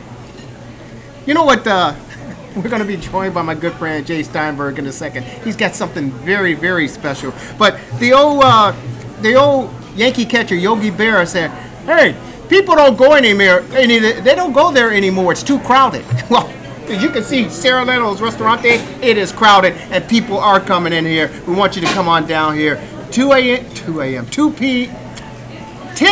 2 p.m. See how nervous you make me? 10 a.m. to 2 p.m. We're here from 11 a.m. to 1 p.m. Sunday brunch, Serenello's Ristorante Italiano. I'm telling you, these guys got to go on a Sunday. You can't beat it. Come on down for a Bear game. We'll be broadcasting here all Sunday, every Sunday. Serenello's Ristorante Italiano right here in the heart of Wheeling. And I'm pleased to be joined by my good friend, Jay Steinberg. And the reason I have Jay here is because, of course, we talk Chicago Cubs baseball, and it's back to the future because they won the World Series in 2016, and it was predicted that the Cubs would win in 2016 with Michael J. Fox and Back to the Future. I just think they had the wrong opponent as far as the Cubs clinching the World Series, but neither here nor there. They won the World Series, Michael J. Fox, Back to the Future, and of course, the fabulous car that he and Doc were driving is the great DeLorean. And I remember as a child when the DeLorean came out, and Jay is going to remind me, I believe it came out somewhere between 1975 and 1977. I could be a little bit off, but I remember that's when the hoopla with all the DeLorean chatter and talk came out, and everybody had to get their hands on this vehicle. And by George, Jay has one, and it's in the parking lot right now at Serenello's Ristorante here in Wheeling. Jay, how are you? I'm good. Good to see you. Incidentally, the car was introduced in 1977, the design concept 1977. That's when I fell in love with it. Is that right? But what you don't know is you brought it home. I bought it from a used car lot that was on this property. What? In 1986.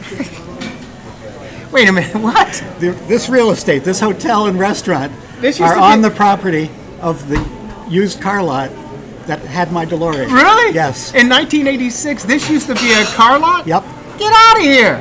Let me tell you something. Last week, with Nina Fator, Chamber of Commerce Executive Director, informed us that there's a safe at Chevy Chase that was owned by Al Capone. Now, I knew Al Capone traveled up and down these fairways, but I didn't know that. Now you're telling me that there's a car dealership 1986. This is a historic corridor. That's awesome. Like you, 1977. So I remember I was a kid, and everyone fell in love with it. One reason, it's a stainless steel car. Right. And the style and the make of the car. And they only made a certain number of these cars. 9,000. 9,000, Jay. What made you fall in love with this car? The design, the concept of a car that wouldn't rust, the concept of a car that drives on the highway easily, it cruises at highway speed. It doesn't get there fast, but but once you're there, it cruises very nicely. And it's a reliable car. It's old technology. It's not as futuristic as it looks, but it looks like it's going fast when it's standing still. Yeah, it certainly does. It certainly does. And you know, we fast forward to Elon Musk. Elon Musk. I'll get it. Teresa, I'll get it. Elon Musk. The Tesla. Many people have fallen in love with that car. It kind of reminds you of how the DeLorean was back in the day, because it's like everyone had to get their hands on this car. And was it the fact that it was just a limited edition, 9,000 of these vehicles, that people felt they had to get one? That was part of the factor, but it was different from other vehicles at the time. It was competing with Corvettes and Porsches. It was a good design. Yes, yes. And what made you just say, hey, you know what? I got to get myself one of those. I fell in love with it, and when they came to the dealers in 1981, I went and sat in one. I said, I'll never be able to own one of these. One day, my secretary went out, came back from lunch and said, do you know this is DeLorean on the repossessed car lot on Milwaukee Avenue? I put down the bundle of stuff I was carrying. I said, I'll be back in an hour. And I put a deposit down on the car. Okay, do you mind us asking, what was the DeLorean going for back in those days? $27,000. Okay. I think in 1981 it went up to about $32,000 in 1983, but then the company folded and they discounted them. And do you mind sharing with our viewing audience what you handsomely paid for yours? It's immaterial. Immaterial. There's a rule.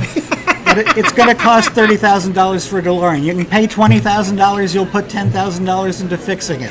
Yeah, no, you can pay $5,000, you'll put $25,000 into getting it into shape. But you're going to spend $30,000 to $40,000 for a decent car. Okay. Now it's interesting because we invited another DeLorean owner out. I ran into Aaron Shapiro at Gallagher Field outside of Wrigley Field just this past week. They had movie night at Gallagher Field, and they were playing Back to the Future. They were playing Back to the Future with Michael J. Fox. And Aaron Shapiro actually had his DeLorean on the lawn there while the movie was playing, and so we invited him out. Unfortunately, Aaron wasn't able to join us for this broadcast, but I asked him, and he knew about a recent event that you were part of out in St. Charles Pheasant Run, where a slew of DeLorean owners get together and showcase your cars. Can you elaborate on that? Every 2 years, there's a national convention. Or at least there has been. We're hoping to have one in the next 2 years. And what takes place at the convention? The owners get together and listen to stories from other owners and writers about the car. Bob Gale, the producer of the Back to the Future movies, usually shows up. Oh, wow. It's a very cordial, social event between all of the different kinds of owners that there are. No, we get to see modifications people have made. We get to see what the condition of these 30-year-old cars is. Wow. So how many people showed up at this particular convention? There were probably about 500 attendees with about 55 cars. 55 cars. 2 years ago we had 150, but exactly. This year there wasn't that big a turnout. Yeah, that's what Aaron shared with me, that a couple years ago, prior to this one, there were about 155 DeLoreans at the convention, which was mind-boggling to me, because prior to me, and I appreciate you joining us on the program, Jay Steinberg joining us, DeLorean owner with the vehicle out here at Serenello's Restaurante, but when I saw your vehicle, I was surprised, because I hadn't seen a DeLorean in years. And I was surprised, that they were still around, because I knew they were a limited edition, and the fact that you actually own one. And it looks like new. It does. And it drives like new. That's awesome. I haven't had an opportunity to drive it, but that's neither here nor there. Now, I can't remember. Maybe you can help me out. Well, it was a short time span. They were manufactured from January of 1981 to Christmas Eve of 1982. That's it. That's it. That's it. That's amazing. It really is. The British government cut off DeLorean's funding. The economy was in the pits. Nobody was buying sports cars. Yeah. And it just went away. Wow. Jared, can I ask a quick question to Jay-Z, our technical director? How much is it worth to our viewers, just so they can get... It really depends on the condition. The car will bring at retail anywhere between $20,000 and $40,000. Very good question, Jason. Gotcha. Yeah, I was just wondering, because I thought it would be worth more. It looks a lot more expensive than it is. But it does require maintenance. Nostalgia could be worth more now than they were back then, so I thought it would be worth maybe like $40,000, $50,000. There are people who want to own them because of the movies. There are people who want to own them because of the design. There are people who want to own them just because they're unique. And I just like it. And that's good. What type of reaction, before we let you go, and we appreciate you joining us on the Rewind, when you're driving your vehicle down the street, down the expressway, when you're driving over to St. Charles at Pheasant Run, what type of reaction do you get? You stop at a stoplight, everybody gives you a thumbs up. Nice. You drive past it, a bunch of kids on bikes, they all high-five you. Nice. I can't go into a gas station without making a new friend. On the way over here, 2 people gave me the thumbs up at a stoplight. Is that right? Yeah, it's the most sociable thing I do. Well, I'm sure you do a lot more sociable things, but we're right next door outside Serenello's Restaurant, and when I was coming in, there were people gathering around your DeLorean as well. So you don't see them all the time. No, and it's definitely a conversation starter, that's for sure. Jay, thank you so very much for joining us on the Rewind Sports 60. We really appreciate you. And if you want to come on down, there's still some time. Jay will have the car out here. If you want to take some pictures, feel free. Come on down. You probably never get an opportunity to see a DeLorean again unless you watch Back to the Future with Michael J. Fox. We want you to experience the real deal right here at Serenello's Restaurante. When we come back, the man on the street, Marty B, makes his return before we get out of here. Folks, keep it locked in. You've been watching and are watching the Rewind Sports 60 live from Serenello's Restaurante Italiano right here in the heart of Wheeling. Keep it locked in. You've got the Rewind.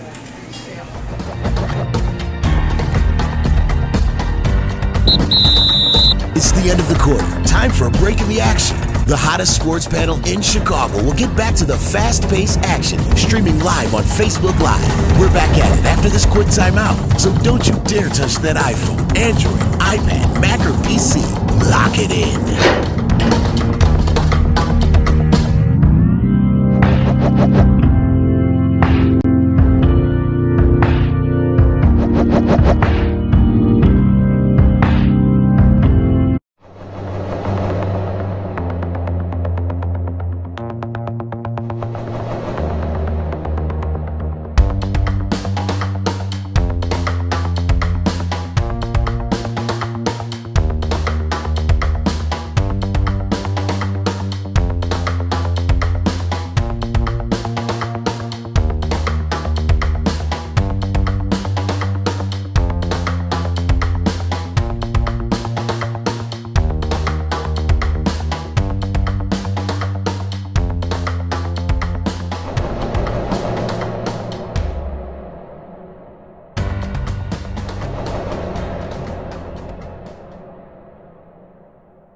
This portion of the Rewind Sports 60, broadcasting from Serenello's Restaurante, is brought to you by the Liquor Barn.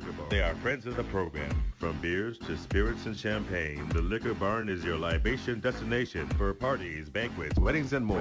And don't forget to mark your calendars for the annual Wine Fest this fall. The Liquor Barn is located on the corner of Dundee and Milwaukee Avenue in Wheeling, 287 East Dundee Road, and their Niles location is 8170 West Gulf Road. Feel free to drop by and say hello, and always remember to drink responsibly.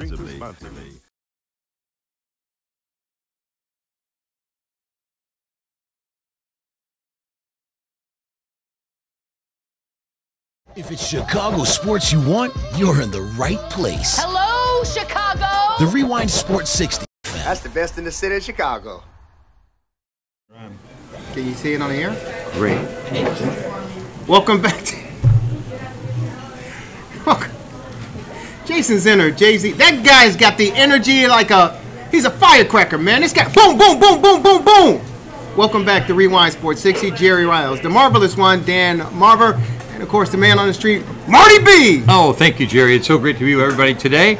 Jerry, before we kind of shift gears here, Dave Weber and I, the esteemed basketball coach, a Hall of Famer over at Glenbrook North, we're having a great chat. And he's wondering right now, because Dave knows a lot about injuries. Sure. Dave was mentioning, he's wondering if Chris Bryant might never be the Chris Bryant that we had back in 2016. He won't be. Think he won't be. Really? Yeah, he won't be. Just my opinion. I never gave that a thought. Just my opinion. He won't be. For the type of year that he had during that World Series run, and the fact that they didn't really get a downtime, and the demands of the high level of play during, in my opinion, the past two seasons, it's just physically going to take a toll on your body. And a lot of these Cubs, I mean, they've been injured. Last year they were injured. It's only so much that the human body can endure. I don't care how magnificent you are. It's only so much that the human body can endure. And if you don't eat properly, not to say that these guys aren't eating properly or anything like that, but if you don't eat properly, if you don't get the proper rest, if you don't do the proper mental make-down, whether it's yoga or any of that stuff, meditation, it's eventually going to take its toll on you. And I don't know it's the fact that he's playing more than one position, as Joe Madden will put players out there, because you remember when you get to the professional ranks, you're considered somewhat of a specialist. You're a professional at a particular position. So now when you're put out in different areas of the field, your body is asked to do something else, and the muscle memory is asked to do something else, and sometimes it could cause some fatigue. It could cause some injuries. Remember, we went to the Milwaukee Brewer game, and the Cubs lost that game, but Chris Bryant had played right field, I think, and then Joe, in the latter part of the game, moved him to third base. He didn't throw home. Boom. And he, but at the outfield, I mean, third base is probably more throwing.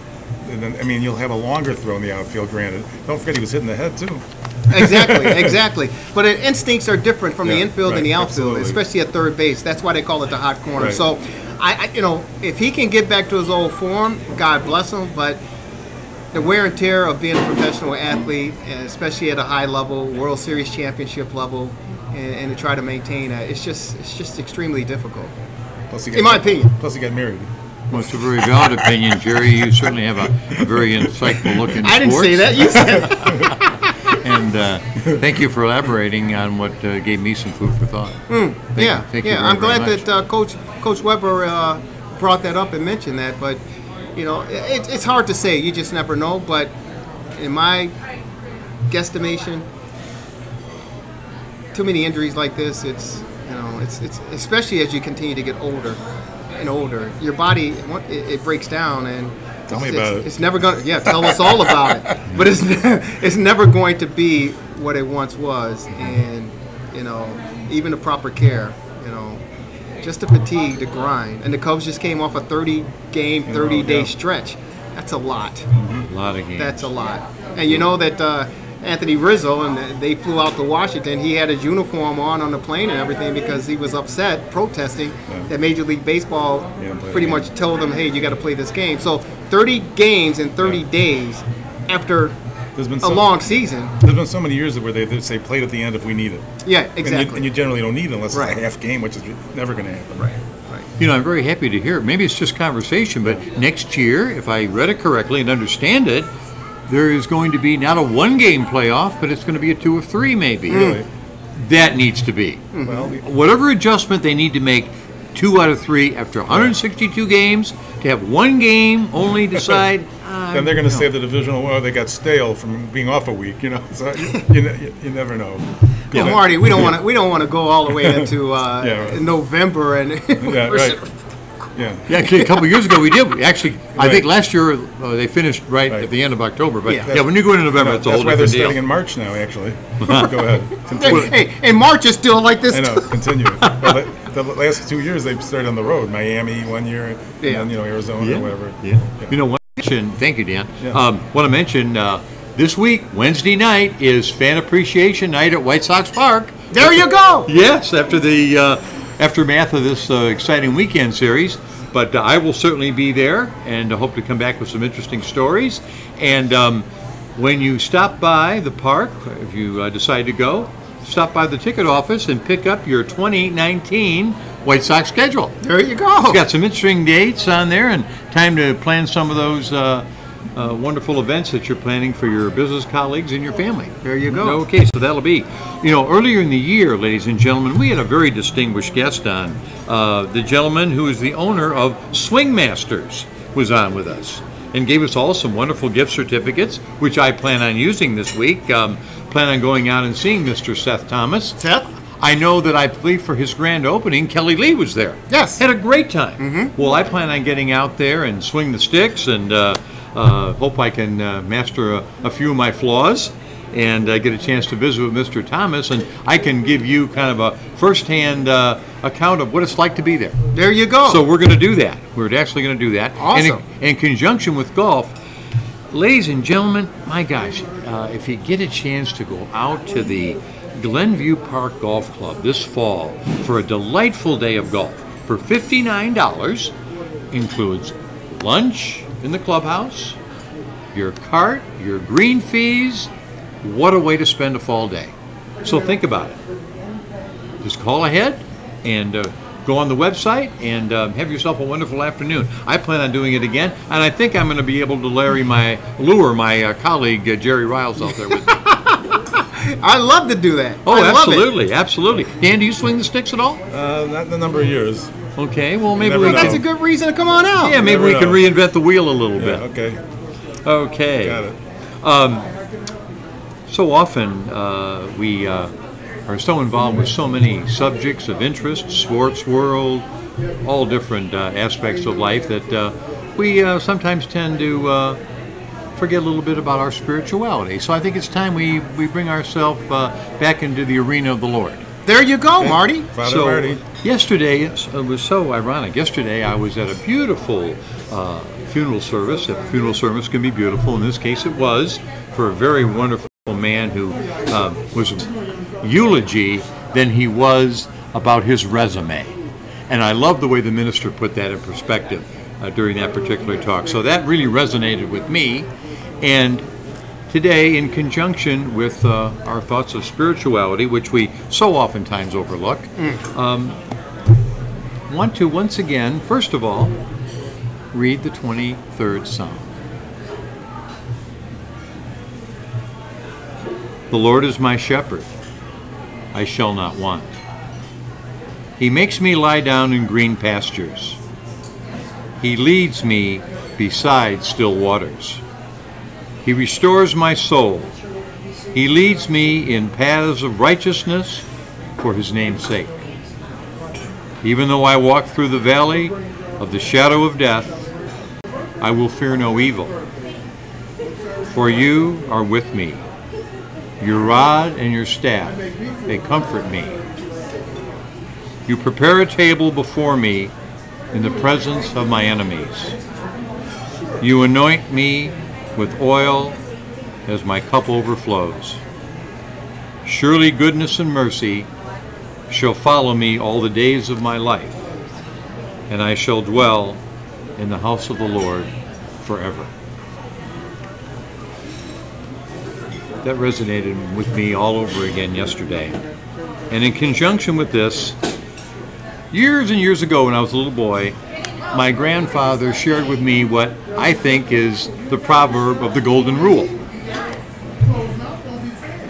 I shall pass through this world but once.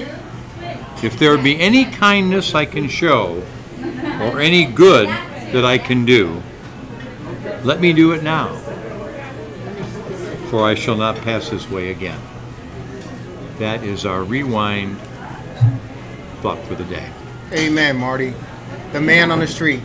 Thank you so very much. You're so welcome, Jerry. Dan? God bless you, brother, and God bless all of you out there. Thank you so very much for taking a part of your life and spending it with us during this time.